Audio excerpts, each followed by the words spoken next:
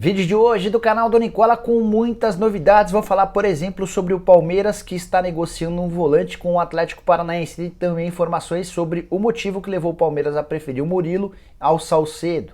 Bora te atualizar sobre o São Paulo que sonhou com Kahneman, pensou em Gustavo Henrique, mas acabou optando por uma opção bem mais barata para a zaga. Tem informações ainda sobre o Atlético Mineiro. Será que o Vojvoda pode ser o treinador do Galo? Para completar, René do Flamengo interessa mesmo ao Santos? O negócio tem chance de acontecer? Vou te trazer as últimas importantes sobre o Corinthians e as negociações com o goleiro Ivan. O presidente da Ponte resolveu abrir o jogo, isso sem falar em Cruzeiro, Vasco da Gama, entre várias outras notícias. Antes de começar a contar tudo, deixa eu só me apresentar. Sou Jorge Nicola, jornalista esportivo, e criei esse canal no YouTube para mais de 1 milhão de inscritos para deixar todos vocês super bem informados sobre as coisas do futebol. Bora começar o vídeo, não sem antes lembrar que ele tem um oferecimento de 1xBet, a casa de apostas esportivas que é parceira de Liverpool, Barcelona, Chelsea, entre vários outros grandes clubes do mundo. E nessa terça-feira tem um monte de jogo da Copa São Paulo de Juniores, a definição dos grupos, os últimos classificados, quem morre, quem fica pelo caminho, e você pode na 1xBet fazer suas apostas com valores e cotações bem legais. Sempre lembrando que você precisa usar o cupom Nicola para ter 100% de bônus no valor do primeiro depósito. O link da 1xBet está no comentário fixo, fechado? Fica fora dessa, tenho certeza que você vai se dar bem. Bom, bora começar o vídeo com o tradicional giro de notícias, e a primeira informação é de que Ronaldo Fenômeno enfim estará em Belo Horizonte. Ele teria aparecido na semana passada, testou positivo, precisou adiar essa viagem. Nessa terça-feira, pela primeira vez, ele estará na capital mineira, desde que acertou a compra do Cruzeiro. Vai se reunir com uma série de dirigentes do Cruzeiro e vai receber também alguns sócios torcedores que fazem parte do principal pacote de sócios torcedores da Raposa. É o Ronaldo colocando as coisas em prática. Vale a lembrança de que o Fenômeno vai desembolsar nessa semana cerca de 22 milhões de reais por conta de dívidas do Cruzeiro com a FIFA, para que a Raposa possa voltar a inscrever atletas. Seguindo com o giro, quero contar que o presidente Jorge Salgado, do Vasco, afirmou a beneméritos do clube que tem um valor X acordado para colocar no Vasco, assim que o Vasco se tornar uma sociedade anônima do futebol. Essa discussão está rolando internamente. O Júlio Brandt chegou a fazer uma sugestão de que o Vasco captasse um dinheiro enquanto ou até que um comprador aparecesse. Isso não foi aceito pelos demais beneméritos, mas essa discussão sobre o Vasco se tornar uma sociedade anônima do futebol está em andamento e pode acontecer nos próximos dias. A ideia do Vasco é fazer esse processo o mais rápido possível com a ajuda da KPMG, que é uma empresa muito forte de auditoria e não tem muita expertise nessa busca por investidores. Seguindo com o giro de notícias, a informação que vem da Espanha é de que o Barcelona tem a intenção de contratar Oscar, meio atacante brasileiro, para substituir o Coutinho. A minha grande curiosidade foi lembrar que o Oscar tem salários até parecidos com o Coutinho, próximos a 10 milhões de reais por mês. Então não faz muito sentido. Você se livra do Coutinho emprestando ele para o futebol inglês e vai buscar o Oscar. Fui ler as notícias que vêm da Espanha e a informação é de que o Oscar está disposto a abrir mão de bastante dinheiro para trocar o Xangai SIPG pelo Barcelona. Diante desse contexto, com o cenário do Oscar recebendo um bem menos, aí pode passar a ser interessante para o Barcelona contar com outro brasileiro. O Oscar está há bastante tempo no futebol chinês. Você gostaria dele no seu time do coração? Use o espaço para comentários para deixar sua opinião, beleza? Bom, durante o programa do Nicola dessa segunda-feira, muita gente me perguntou se o René, lateral esquerdo que pertence ao Flamengo, pode se transferir para o Santos. Essa informação havia sido divulgada também na segunda-feira pelo Felipe Camargo. Ele chegou a contar que o Santos estava perto, havia se aproximado da possibilidade de contratá-lo do Flamengo. Foi checar com o Edu Dracena, que é o homem forte do futebol do Santos, e o Edu disse a seguinte coisa, abre aspas, interessar o René interessa, mas não temos condições financeiras, fecha aspas. O René tem um salário considerado muito alto para um lateral esquerdo, e o Flamengo ainda exigiria alguma compensação financeira, então o diretor executivo de futebol do Peixe está descartando essa negociação. Também perguntei sobre o Maicon, zagueiro que está no Cruzeiro e ainda não foi registrado de forma oficial por causa do transfer ban. O Edu Dracena afirmou que é um jogador que interessa, mas muito difícil.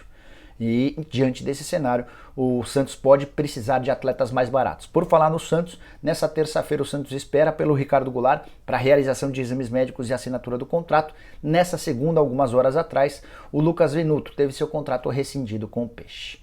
Mudando de assunto, quero falar agora sobre o Corinthians. Antecipei na semana passada o interesse do Timão no goleiro Ivan da Ponte Preta. E estava marcado para essa segunda-feira uma reunião entre o Fernando Garcia, que é o empresário do atleta, e dirigentes do Corinthians e da Ponte. Essa reunião não aconteceu, tudo porque o Fernando Garcia desembarcou no domingo dos Estados Unidos e testou positivo nessa segunda-feira. Então o encontro, que seria pessoal, acabou sendo adiado. De qualquer forma, as coisas seguem caminhando para que o Ivan se torne goleiro do Timão. Tanto que o presidente da Ponte, o Marco Antônio Eberlin, deu uma entrevista coletiva nessa segunda-feira admitindo uma série de coisas importantes. Presta atenção nas frases, abre aspas. Apesar dos direitos pertencerem à Ponte Preta, o clube fez empréstimos tendo como garantia a venda do Ivan. É algo na ordem de 10 a 12 milhões, então dificilmente vamos auferir algum valor com a venda dele. E muito menos temos o controle da saída. Frases extremamente importantes, admitindo que tem dívidas de 10 a 12 milhões de reais e que dificilmente a Ponte vai ter controle sobre a saída. Essa decisão é do Fernando Garcia, responsável por vários desses empréstimos. E o valor da negociação que eu consegui apurar gera na casa dos 10 milhões e meio de reais. Então, na teoria, basta que Corinthians e Fernando Garcia se acertem para a transferência do Ivan, e aí o Corinthians vai ser responsável por fazer o pagamento dessa grana ao Fernando Garcia, empresário que já foi conselheiro do Timão e tem boa relação com os dirigentes alvinegros. O Eberlin ainda falou o seguinte, abre aspas, diante da categoria do Ivan, da procura que existe, o Ivan possivelmente pode sair, mas ainda não foi procurado pela diretoria do Corinthians, fecha aspas. É possível que, por conta do teste positivo do Fernando Garcia, essa reunião presencial ocorra de forma virtual, numa videoconferência, ao longo dessa terça-feira. Assim que tiver qualquer novidade, conto para vocês, mas o Ivan segue caminhando rumo ao Timão. Bora falar agora a respeito do São Paulo e a busca por reforços. Nessa segunda-feira, vários nomes de zagueiros foram especulados. Por exemplo, no Rio Grande do Sul, especularam que o Kahneman poderia virar reforço tricolor. Foi checar com dirigentes do São Paulo e a alegação é de que o São Paulo não tem capacidade financeira de fazer um investimento desse tamanho. O Kahneman ganha algo na casa dos 700 a 800 mil reais por mês, descartado. De acordo com o pessoal da rádio, deixa eu só dar o crédito direitinho, o pessoal da Jovem Pan, o zagueiro Gustavo Henrique, que pertence ao Flamengo, teria sido procurado pelo São Paulo. A ideia era contratá-lo por empréstimo, mas o rubro-negro disse não. Gustavo Henrique também tem salários altos, até porque quando se mudou do Santos para o Flamengo, teve direito a salário e luvas, que é o prêmio pela assinatura do contrato. Deve ganhar na casa dos 650 mil reais por mês. Já imaginei que essa negociação acabaria não avançando. E depois de sonhar com Gustavo Henrique, com Kahneman, o São Paulo acordou com um jogador de bem menos nome. Lucas Ribeiro, só 22 anos de idade, ele pertence ao Hoffenheim e esteve emprestado na temporada passada ao Internacional. Até causou uma ótima impressão no primeiro momento, chegou a ser titular com o Abel Braga, mas acabou perdendo a condição de titular no decorrer da temporada. O que eu ouvi dele é que trata-se de um zagueiro muito técnico, de muita qualidade, mas que não tem no futebol o seu grande foco. E diante dessa descoordenação entre a vontade e a técnica, ele acaba perdendo espaço. O contrato de empréstimo com o Hoffenheim, informação divulgada pelo André Plihal, está praticamente fechado, deve ficar por um ano com a ajuda do clube alemão pagando parte dos salários. Mas é uma opção bem mais barata que o São Paulo conseguiu encontrar, até diante da falta de recursos. Também durante a segunda-feira perguntaram muito sobre Soteldo. Será que o São Paulo desistiu da contratação do Soteldo? Mandei mensagem para o Júlio Casares, que é o presidente do Tricolor, e ele admitiu que não há uma desistência do negócio, mas afirmou que o São Paulo chegou ao seu limite em termos de salário, proposta feita ao Soteldo, e compra dos direitos econômicos junto ao Toronto. Então agora o São Paulo espera que o Soteldo se acerte com o Toronto. Caso não exista acordo, o São Paulo vai se ver obrigado a sair fora dessa negociação. Tricolor que já havia tentado o Douglas Costa, São Paulo que já havia feito consulta pelo Sorriso, atacante do Juventude, e que também sondou nas últimas horas, de acordo com a Rádio Gaúcha, o Jonathan Robert. Meio atacante muito bom, jogador atacante de lado de campo, um ótimo no 1 contra 1. Esse atleta foi sugerido ao São Paulo, o São Paulo gostou, procurou o Grêmio, que disse que não tem o menor interesse em se desfazer do atleta. Outros clubes do exterior também já haviam pedido a contratação do Jonathan Robert, tá bom? Se tiver qualquer novidade sobre o São Paulo ao longo do dia, a gente volta para atualizar vocês.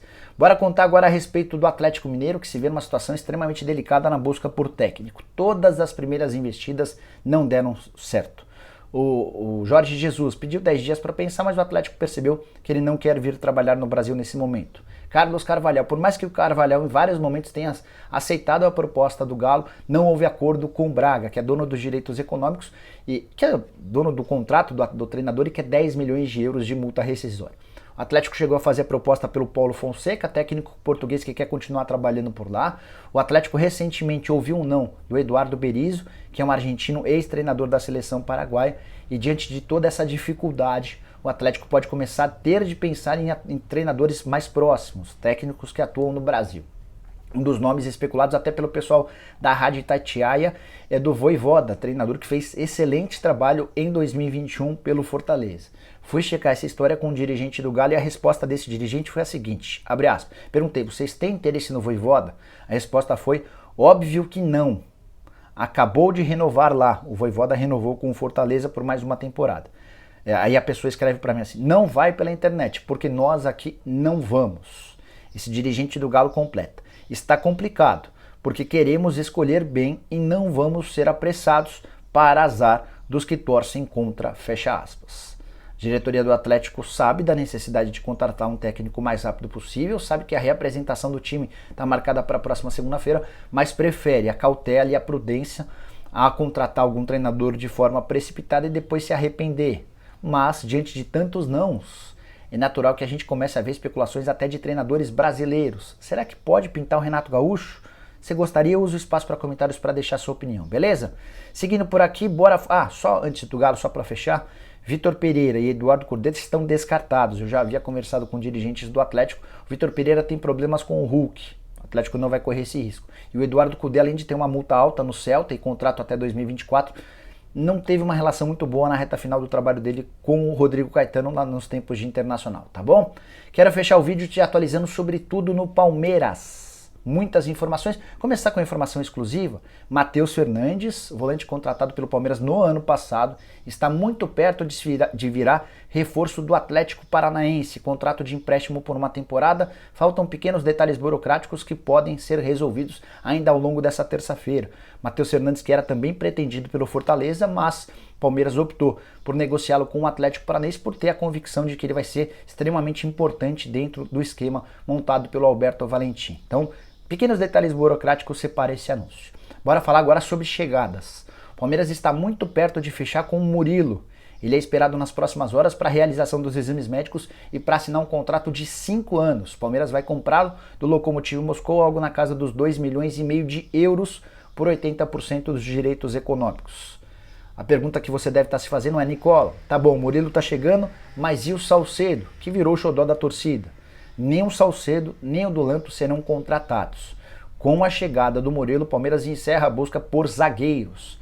A ideia inicial era trazer algum zagueiro canhoto ou, preferencialmente, alguém que atuasse pelo lado esquerdo. Acabou que o Murilo é destro e joga pelo lado direito, vai ser improvisado pela esquerda. Aí você deve estar se perguntando também, mas por que então Murilo, Nicola? São alguns motivos. O primeiro deles, o fato de o Murilo ser jovem, 24 anos de idade, e ser brasileiro. Na comparação com o Salcedo, e especialmente com o Salcedo ou com o Delanto, o Palmeiras vai ter um zagueiro que não vai ocupar a posição de um estrangeiro. O Palmeiras já tem 4 atletas estrangeiros no elenco. Se, por exemplo, fechasse com o Salcedo, já teria 5. Depois, se fosse buscar um estrangeiro para o ataque, passaria a ter um impedimento de um estrangeiro para atuar por partida. Você só pode levar 5, e isso é indiscutível no cenário do futebol brasileiro. Então, com a chegada do Murilo, essa questão do estrangeiro se mantém em 4. Outra coisa importante, o Salcedo seria bem mais caro do que o Murilo. O salário do Murilo na casa dos 400 mil reais por mês, o Salcedo ganha no México 1.300.000 por mês. Eu até ouvi do Daniel Kozik, que é o representante dele no Brasil, que o Salcedo toparia vir jogar por 750 mil reais mensais, mas ainda assim mais caro do que o Murilo. E a gestão da Leila Pereira, assim como a do Maurício Gagliotti, vai priorizar, vai dar muito valor a contratações mais baratas. A ideia não é gastar tanto dinheiro, tá? E por último, mas não menos importante, o Salcedo, que chegou a ser oferecido pelo Daniel Kozik, Quando o Palmeiras iniciou as negociações, ele recebeu contato de um outro empresário, um empresário equatoriano, se dizendo ser dono da procuração do Salcedo. E também até para evitar confusão, o Palmeiras acabou desistindo da contratação do zagueiro mexicano. Então não vem mais nenhum zagueiro, tá? Bosca agora se concentra no centroavante. O nome do Lucas Alário foi discutido. O Palmeiras tem interesse na contratação do argentino que pertence ao Bayer Leverkusen. A grande dificuldade é convencer o Alário a trocar a Alemanha pelo futebol sul-americano, apesar de ser reserva.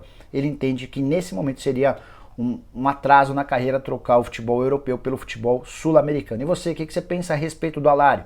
Gostaria dele jogando no Verdão? Volto assim que tivermos mais informações. Só não esquece, se curtiu o vídeo, de deixar um like, de se inscrever no canal e de se inscrever também no nosso canal de cortes. Vou deixar o link na descrição. Fechou? Abraço, tchau!